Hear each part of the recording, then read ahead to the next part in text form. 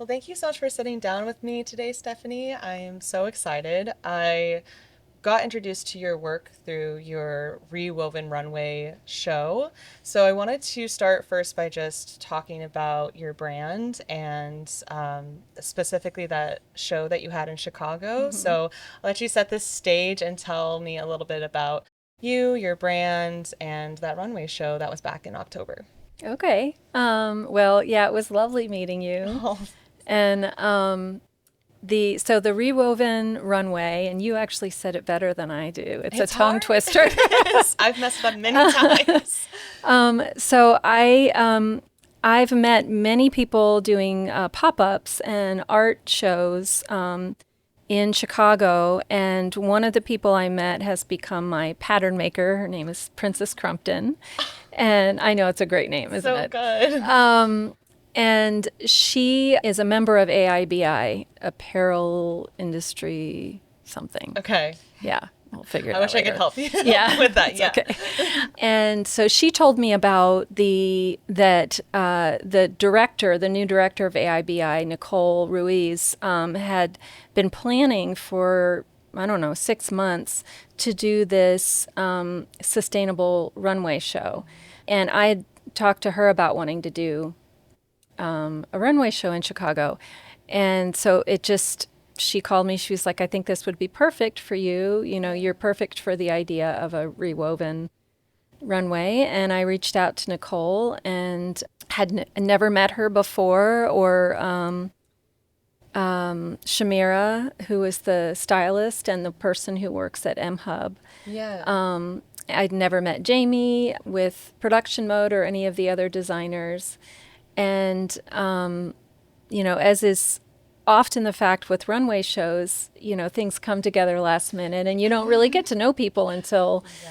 the event itself or afterwards. But especially with the talks that Nicole hosted on sustainable fashion, I got to know the other designers a little bit. And I was really, really blown away by just how well the show was realized, and how we really, not intentionally, it was just serendipitously, the designers as a whole represent really the breadth, or a wide breadth of what it means to be a sustainable designer.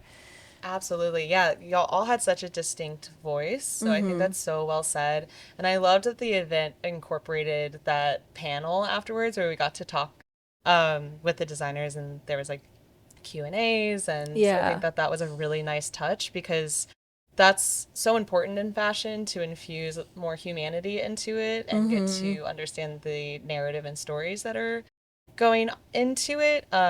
So I want to ask more questions about that, but first I want to zoom out a little bit, and I would love to hear about how did you start indyvin? What is where did you get the name from? When did it originate? And Yeah. where did you get the idea to start? Well, I think I told you this and you saw it in my bio. My background is in concert dance theater, postmodern dance, improvisational dance. I studied at an art school in high school and college, got a BFA in modern dance, and danced with professional companies for a while, and then went to back to graduate school, got a MFA in choreography, and I taught at universities for 20 years. Wow, okay. But I've always loved to make clothing. I've always loved to create things with my hands. My mother is a visual artist who was a fiber artist when I was a kid. Okay. And, going back to like this early 70s and doing macrame necklaces and I love applique. She did felting, and then she made one of a kind wedding gowns for about 13 years. Oh, wow, that's So beautiful. yeah, so she really inspired my love of fashion, and she taught me how to sew. And then throughout my dance and teaching career, I would make things to do, street performances in. I would make costumes for my theater performances. I always had a lot of ideas when collaborating with costume designers, much to Yeah. their chagrin, maybe. No, I love that. That was actually one of the questions I had. So it sounds like you did make a fair amount of your own costumes for your performances. Is that what you're kind Um, of?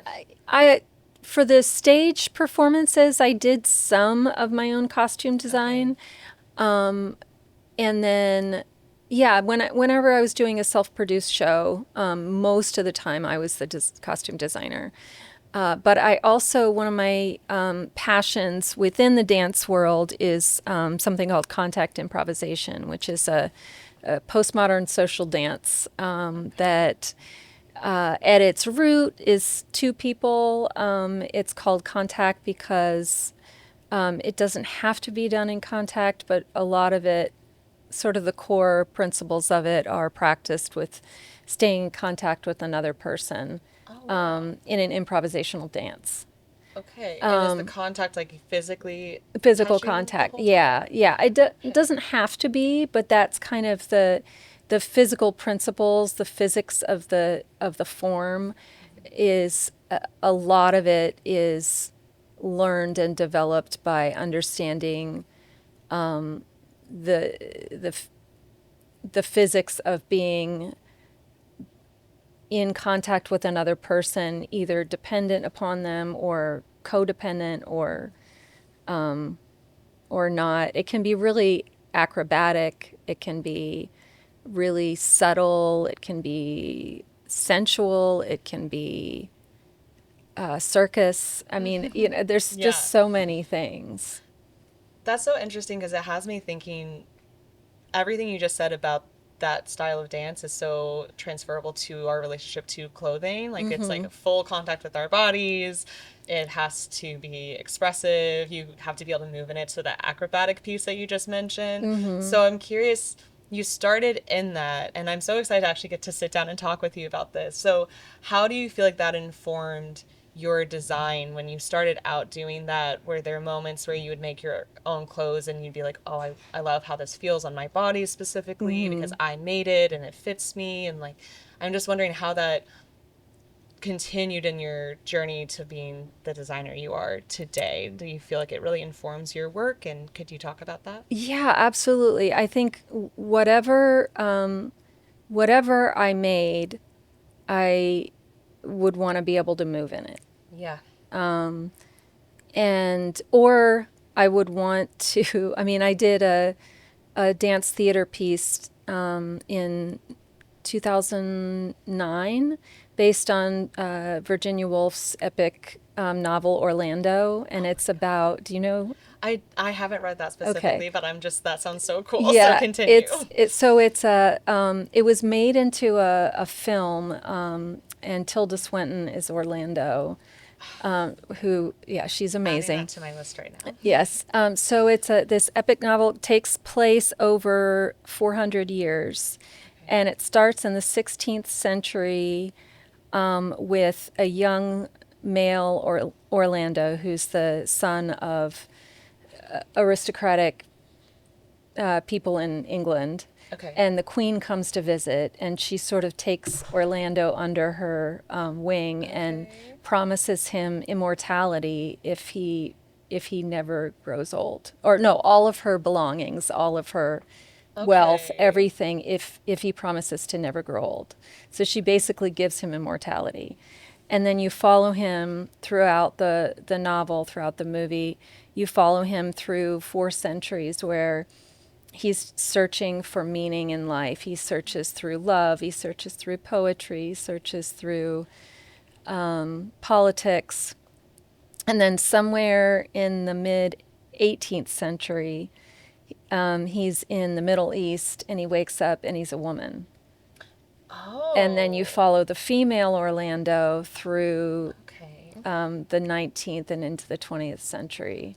Wow. Okay, that's a big turn in the Yeah, plot. And it's already a pretty yeah. layered plot to begin with. Okay, I'm definitely. And so it's a lot about passion, it's about meaning, it's It's about gender, but in a it's really about meaning of life kind of surpassing gender and gender identities and boxes, and yet you also get to see Orlando, living through 2 centuries as a male and as a female. Yeah. And so the costumes, I knew immediately that I wanted this piece to be epic and over the top. I wanted the costumes to be from many different centuries. And so I started with talking with the costume designer about using mostly undergarments Yeah. from these different centuries. Yeah. And the dancers, there were 4 young women that were in the piece, but they changed costume throughout the evening, and they were in various states of undress and dress and masculine dress and feminine corsets. And I think the reason that I started talking about that piece was because I said I always want to be able to move in these pieces, Yeah. but I also have this fascination with corsetry. Ah, yeah. Okay, tell me And about that. and so and the it's sort of the flip side of being having free movement, but then Total also restriction. total restriction, and what that, the meaning, that is the historical meaning, the meaning that people imbue into their wearing of corsets when it's a choice. I don't just so many different things. There was a section of the dance where so all 4 women, they were all Orlando at different stages. They would become other characters in the book. And there is one section where there's a repeated theme in Orlando where Orlando will go to sleep for months.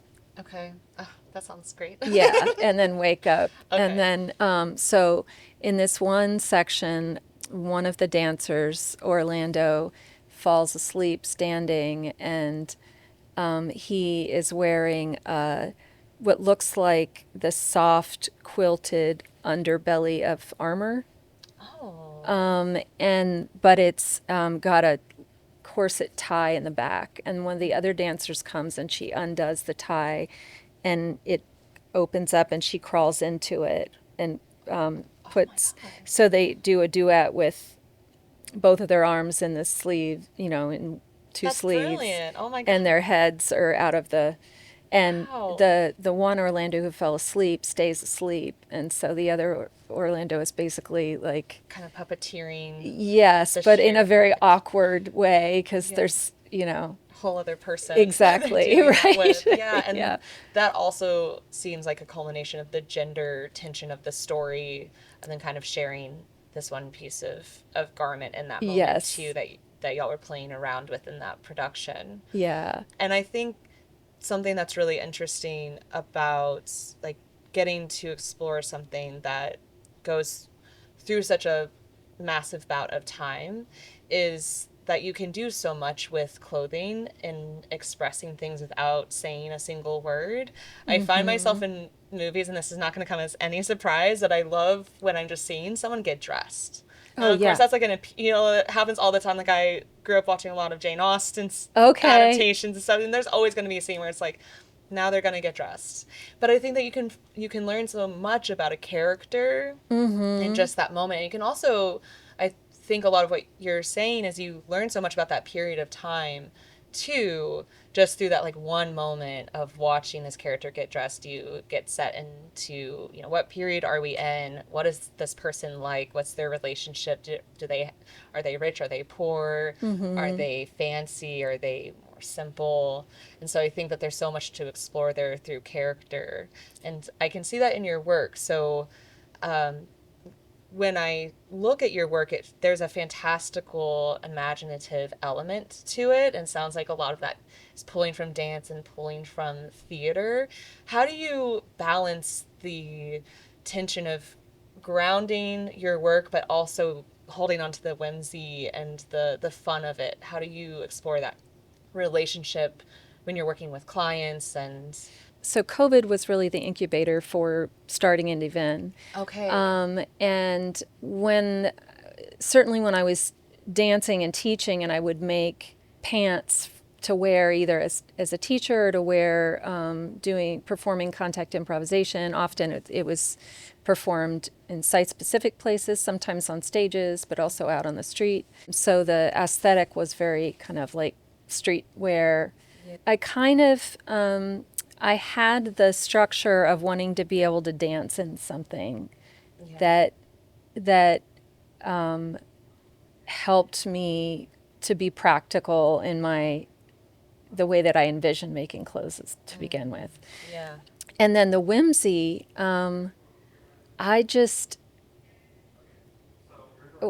one of the things I love about dance and about improvisation in particular is the idea of living inside of play. Okay. Yeah. How does And that work? that some of the most transcendent moments I've experienced in my life have been in the midst of improvising, of dancing. Sometimes with another person, sometimes on my own. But when and whether you're in theater or you're in dance or you're in music, when you're improvising, there's a lot of emphasis and energy put into being in the moment. There's no history, there's no future, there's just now. Yeah. And when that happens, it doesn't ever stay for super long before Yeah. something comes into your head. Yeah. But that's a state of play to me. It's a state of utter curiosity and it's a state of love, and it's a state of passion, and it's a state of awareness in a full-bodied, embodied way. Yeah. Yeah, absolutely. Because when you were talking about starting in improvised dance, I was so curious. Like, improvisation is such a transferable. I don't even want to say skill because that's so like corporate, but No, but it is. it really is. And I will say that it's no wonder that I am the kind of designer that I Yeah. am. Yeah. I am not, there are, within the dance world, there are people that thrive on perfecting their technique. And there are people that thrive on living in the chaos and the now and the messy creativeness. Yeah. That was me, the latter. Yeah. Yeah. And so, while my mom did teach me some basic sewing skills, and I have taken some sewing and costuming classes, a lot of my sewing skills have been self-taught. And I tell my customers when I have a piece and they're like, well, can you make me another one like that? I'm like, Like it's one of a kind, it's baby. one of a kind. So throughout the last, I guess, 5 years that I've been doing this, I've been developing patterns and developing things that help me to have repeatable sizes and shapes and things like that. And that's a necessity for me. But I come to design from an improviser's perspective. I think that that's so beautiful and so important in fashion right now because obviously there's mass production. It's really, we live in excess and convenience to be able to go and get a replica of the same shirt, the same jeans. And there's so much to be explored with embracing uniqueness and just being like, yeah, this is a one and done thing. But I think that there you can that kind of ushers in that playfulness. Like it's kind of asking people, like, you kind of have to be in the moment with this piece being its own thing, and that there won't be an exact replica of it on the rack. Right. And I think that that is that's a transcendent way to like evoke that playfulness that we're talking about, and that presentness as well, and the artistry too. So I think that that's a really nice way to bring that all in, because it's hard to think about how do you do that, you know. And I think you can't do it too structuredly. You kind of do have to do, that's Yeah, the I mean, improvise. if that's the kind of person you are, you Yeah. know, I mean, then Yeah, there's people who, you know, thrive on like the engineering and the, you know, and that's absolutely. a whole other, I have great admiration Yes. for. Oh, me too. Yes, because I kind of fall more in line with what you're talking about, Oh, where I'm like, yeah. I'll just kind of wing it and feel it out. And I have such a huge respect for the perfectionists that Yeah. really fine tune, um, you know, people that work within like structured suits and tailoring. I'm like, that Yes. precision is delicious, but the kind of free flowing form is also, there's so much fun and to be had there and to explore. Yeah. And I think that the way that it's been very natural, the way that my way of working has informed who my client base is. Because I Yeah. think starting this, I really was doing it for myself. I was doing it for I was doing it because I needed to be creative. Yeah. And contact improvisation, going back to it, it's very tactile. Yeah. And so is working with textiles. And I love it. I love Um, that about it. Yeah. and so I started by going into my studio and playing and making these things, and some of my patchwork pants. People ask me how long it takes me to do it, you know, because I didn't make the pants in this instance. I didn't make the pants to start with. And I say, you know, that's a really difficult question because, you know, if you ask a fine artist who does collage, how long did it take you to do this? Yeah. It's a lot of just looking at things and juxtaposing something against another, whether it's color or whether it's some sort of symbol or meaning or texture, and looking at context, the greater context, the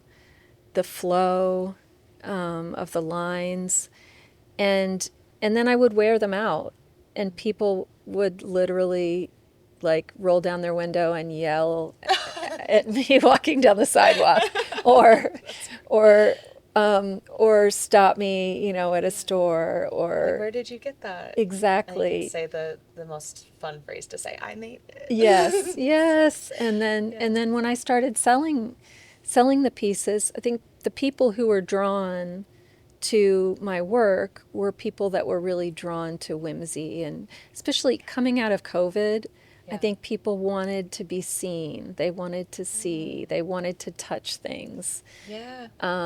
I was also doing these hand dyed slips, and Yes. Yeah. yes, Here. Yeah. and the colors. I think the colors drew people in, and there's Yes. They are so colorful, and I'm constantly, I kind of had to, you know, when you put your foot in your mouth, and I did that at work recently where I was like, I don't really wear a lot of like black and white. Like I kind of try to wear a lot of color, and then I accidentally looked around the room and I was like, oh, I'm everybody's in really black and sorry. white.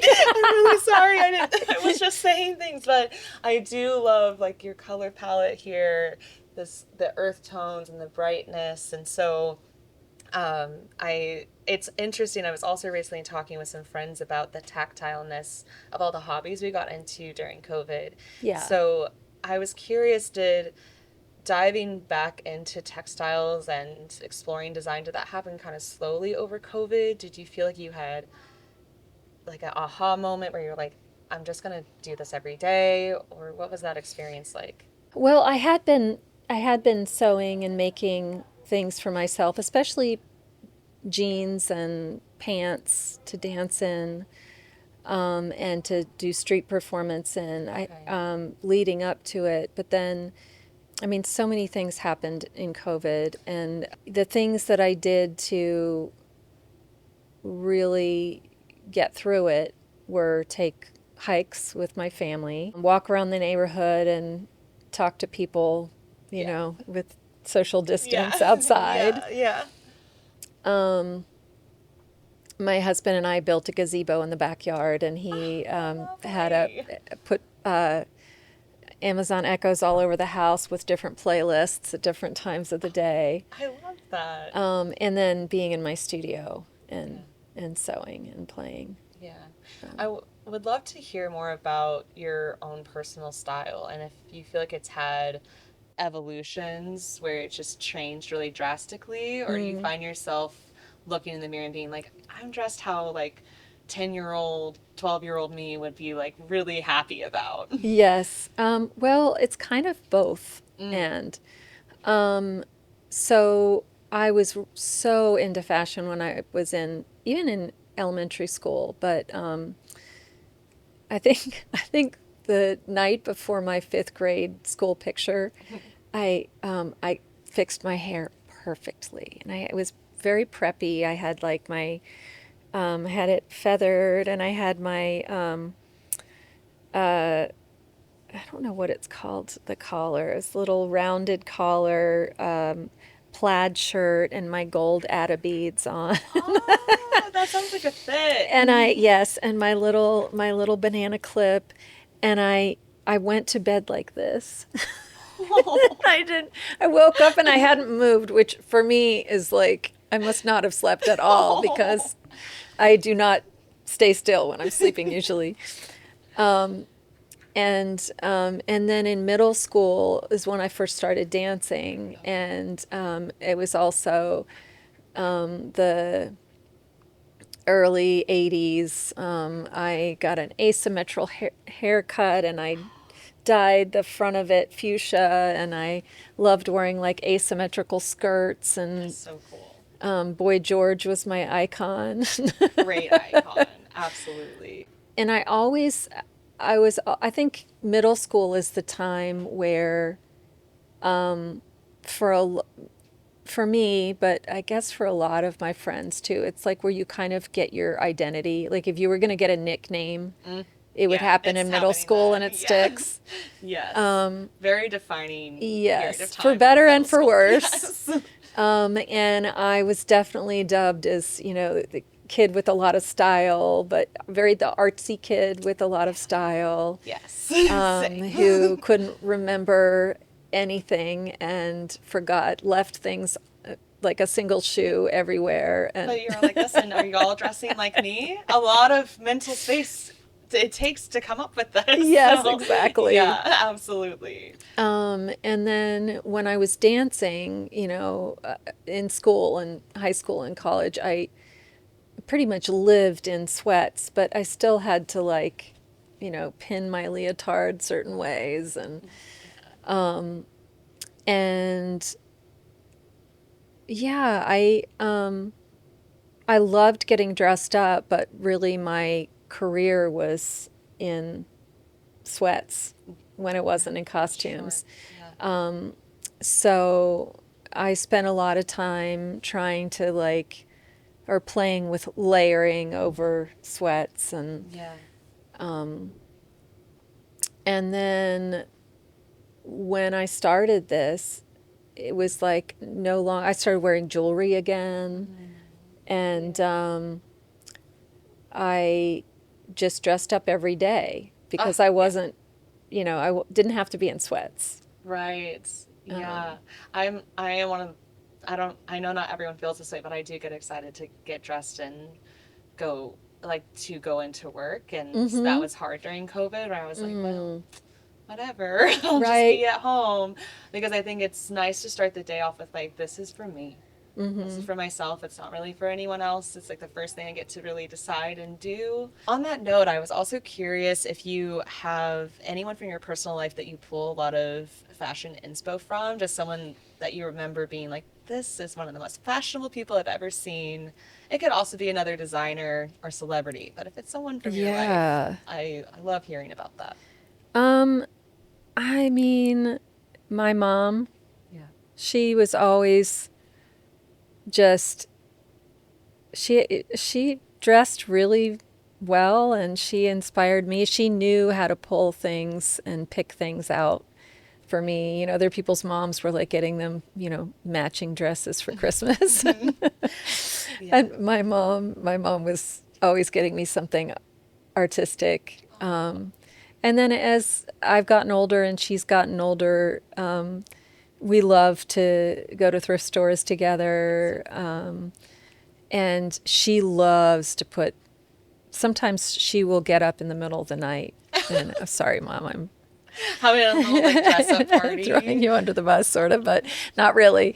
But she would just put outfits together. I love that she's like, I can't wait until the morning. Yeah, I sometimes will either try to put together an outfit before I go to bed, or I'll like go to sleep being like, okay, this is what I'm gonna wear right. tomorrow and pick it up because it's so much fun.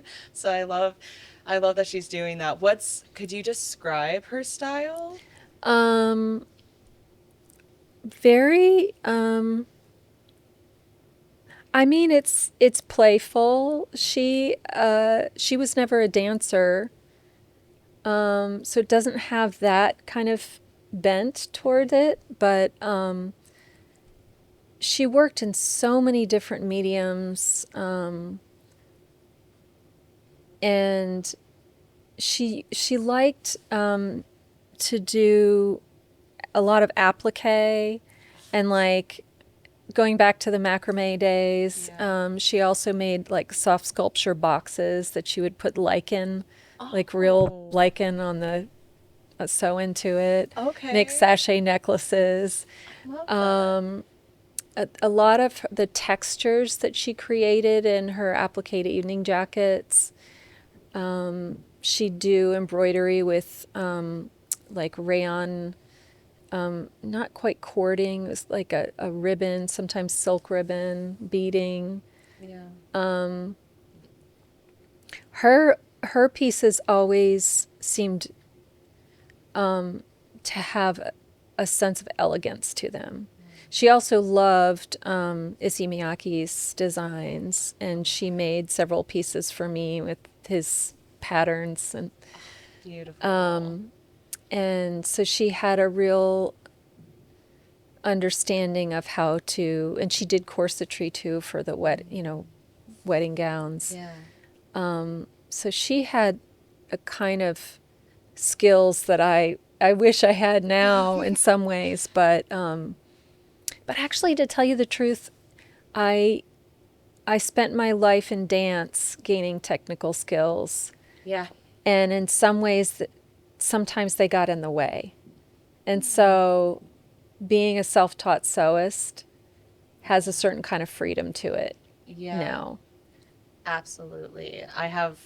We were talking before this that I played violin when I was Right. young and was classically trained. And so I think about the difference between being more improvising, more fiddle, blues, jazz type Yeah. player. And that's like completely outside my realm. But you're right. There's ways that structure can hold you back in a lot of ways. And Mm-hmm. there's so much freedom on the other side of that, too. Yeah. I want to talk about, we've been kind of talking more about aesthetics and Mm-hmm. what we're drawn to. I would love to hear about some of the technical side of your design. So first, when you were describing your mom's clothes, you were talking about like the color and texture that she was Mm-hmm. messing with. Do you feel like in your own design, are you gravitating more towards color, texture, silhouette? Is there a certain element at play that you're most excited in playing around with? It's a tough question. Yeah, I think there's elements of silhouette, elements of color, elements of texture and everything. Yeah. And it really has to come together to make the piece what I want it to be. So, for instance, with my balloon pants, I made the prototype. I made it out of a duster vest that I got Oh, at a thrift store, and some of the seams were already there. I used okay. some of the original seams Yeah. in the making of it, and then I made a pattern from that, and I made more balloon pants. But Okay. I could never, I mean, I was always adjusting the pattern and could never get it exactly right. And that's when I met Princess and had her refine my pattern and then scale it for me. And that silhouette I love. I have sort of my go-to decades are like the 60s and the 70s Yeah. in silhouettes. I love big wide legs. I Yeah. love the balloon pants. I love how they're more fitted at the hips and then they go in and out and back in again. Yeah. It's an elegant silhouette, Mm-hmm. but you can move in it. It's the kind of Yeah. silhouette I would dance in. That balance is there. Mm-hmm. Yeah. So you're not drowning in it, but it still has flow and drape and Mm-hmm. so in that way the silhouette is really important.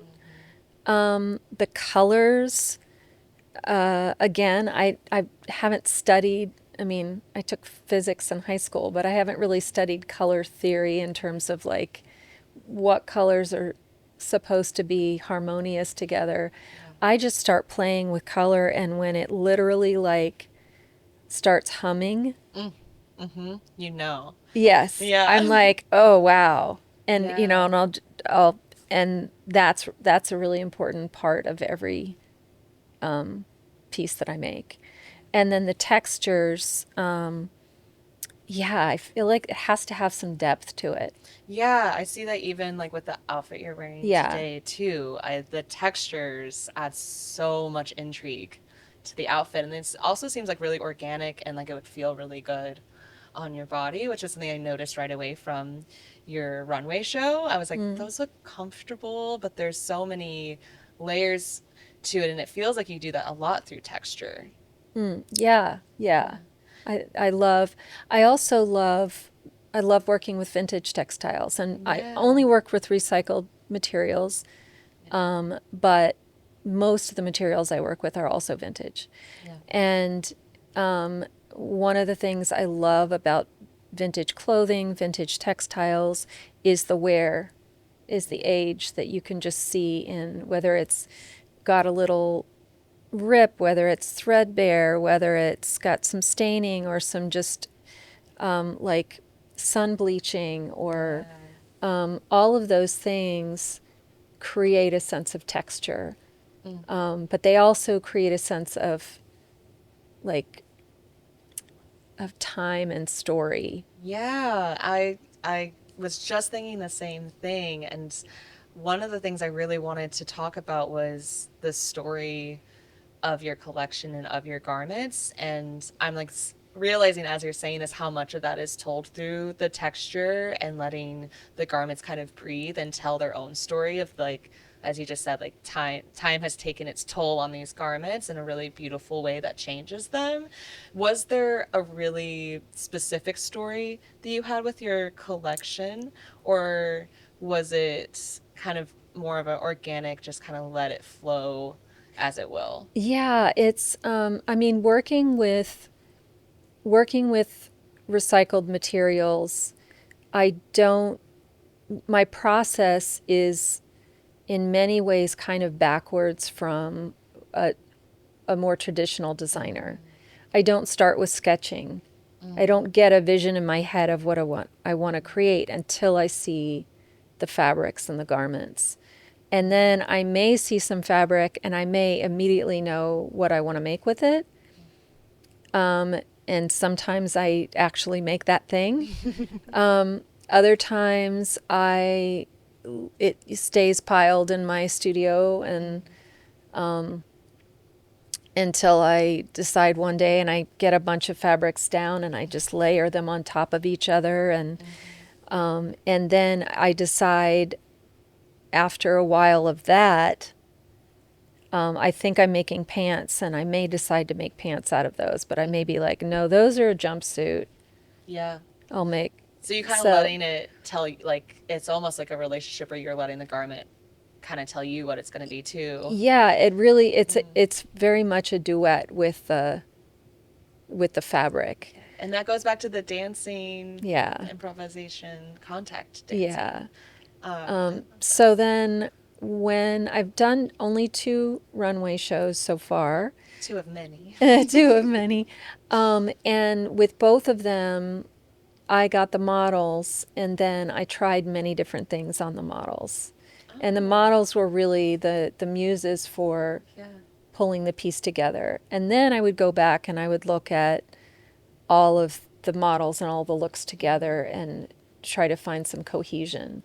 But fortunately, I'm prolific enough with what I'm making that I can play dress up with the models Yeah. and then decide what my collection is going to be. That I've never heard of that before. Do you have any idea if that's pretty rare to do for a runway show? Getting to kind of like work with the model to be like, actually, let's try on this thing, let's move with this, because that's something that also came across is like all your models seemed really comfortable and really at ease in their clothes. It fit them really well, and they also just seemed like happy to be in what they were wearing. And a lot of that is just like from an outside view perspective, but it makes a lot of sense that you were taking that time with them. Do you know if other designers have that approach, or is that pretty rare? Um, I really don't know. I mean, I'm sure that this is also similar with choreographers. Sometimes choreographers will come in and they'll know exactly what they want the dancers to do and they'll just show them or tell them. Yeah. And other times they work collaboratively. And I've always been one of the someone who likes working collaboratively, whether I'm a dancer in a company or whether I'm the choreographer. And so this just sort of feels kind of par for the course. Yeah. I imagine other designers will, even if they're not collaborating with the models, that the models will affect what they choose to put on them Sure. and how they style something. Yeah, absolutely. But yeah, I don't know how. I'm always so curious about that because it's, as you said, like you're in the heat of the moment, things are moving so fast, how much time do you get? But it seems like from looking at your work on Instagram, you have worked with a lot of the models that were in that show on different photo shoots. Am I seeing that correctly? Yes, That's so yeah. cool. So which one happened first? Did you meet them through the show, or did you meet them from working with them previously? So, another princess. I love you. How you're I have collecting a them. lot That's of great. I have a lot of princess friends. Okay, so Princess Reed is she was the first model to come out, the petite African American Yeah. woman. Oh, I got to meet her. She's so Yes, she delightful. is wonderful. Yeah. And so, one of the things about being a dancer for as long as I have been, and particularly an improviser and somebody who just really spends a lot of time noticing what it's like to be in my body and Yeah. sensing the physical world around me. Mm-hmm. Dancers would walk into my booth and I would know immediately that they were dancers. And Oh, the stances. yeah, Yeah. but sometimes I would even know like you know, what ilk. Wow. And so Princess Reed came into my booth, and turns out she was a dancer with the Joffrey Ballet. Oh, wow. And she had been interested in getting into modeling. Yeah. And I was like, well, let's stay in touch. And I had met Elaine Miller, who I've done a couple of shoots with Okay. at another market. And Yeah. she was drawn to my work, and we got talking, and I had an idea for a photo shoot with Princess and with another model. Okay. And so I told Princess about the auditions for Oh, the the rewoven, rewoven, yeah, rewoven runway. rewoven runway, 5 times fast. But yeah, so she went to the audition, and I knew I wanted her to walk for me. Yeah. Delaney, who was wearing what I call the chem jacket now. It's the Yes, yes, I yes. love that. That was like a big, like wow moment where she like took it off, and it was like such a cool dress underneath. Oh, Yes. Yeah. thanks. Well, so Delaney reached out to me on Instagram. She saw my work, and she's a model and a photographer. And she said, I just really would love to work with you sometime. And I looked at her pictures and thought she had a really beautiful look. And I said, well, I'd love to work with you too. And I have this runway show coming up. Go, walk, God, yeah, go yeah. audition for it. So I'd never worked with her, but I knew those two beforehand. And then the other models I met through doing the runway Okay. show. And then Sophie, who was the third of the three models that I did the shoot with in the skate park. Yes. Sophie was one of the models that walked for me at the Rewoven Yes. runway, and Yeah. she's stunning, and she was also a dancer. Oh, So wow. yeah, I think I end up being drawn to people that are confident in their bodies, Yeah. not just in turning out a walk or being a mannequin, but Yeah. just in really embodying looks. Yeah. And that's such, I think that that also melds like your work so like brings it to life in the way that it needs to. That's like the kind of like the cherry on top Hmm. that I think really communicates everything about what you're doing in such a beautiful light. Like it transfers so quickly and so well and so engagingly. So, well, Thanks. with that, my last question is, what do you have coming up that you're excited about? Oh, so much. Yeah. I have, so the next time I'll be in Chicago is the weekend of the 24th of April. Okay, mark And our calendars. uh, I'll be, I'll be doing the Vintage House Chicago Market. Oh, And then I will also be the guest designer at Dominican University's senior, oh, um, okay. yeah, senior runway How showcase. cool. Okay, that's exciting. Yeah. Great. Well, I'm going to continue to follow along, and I can't tell you how much getting to sit down and chat with you has meant. Thank you for your time, and we're excited to see what you do Oh, next. thank you so much, Mary. It was really a delight. I'll say this on the camera so you hear, but No. I saw the podcast that you did about the Rewoven Runway, and I was just so touched. And I, the way that you spoke about my work, it was like, oh my gosh, this what I'm doing is really being seen. So it just meant a lot that you took away from the runway show what you did. Because you never know when you make something, you don't know how it's going to read to people or what they're going to take away from it. But yeah, anyway, Well, it I got appreciate me. that. I'll just say back to that. It was one of the first fashion events I ventured out to in Chicago, and I'm so glad that I did because it like reinvigorated like my like the excitement that you can have in fashion and the joy that can be there, which I think it can be lost a lot of the time, and the mixture of everything. And so it was such a joy to get to see it. So thank you for sharing it with Chicago, and Yay. yeah, it's such a joy. So thank you. Thank you. Yeah.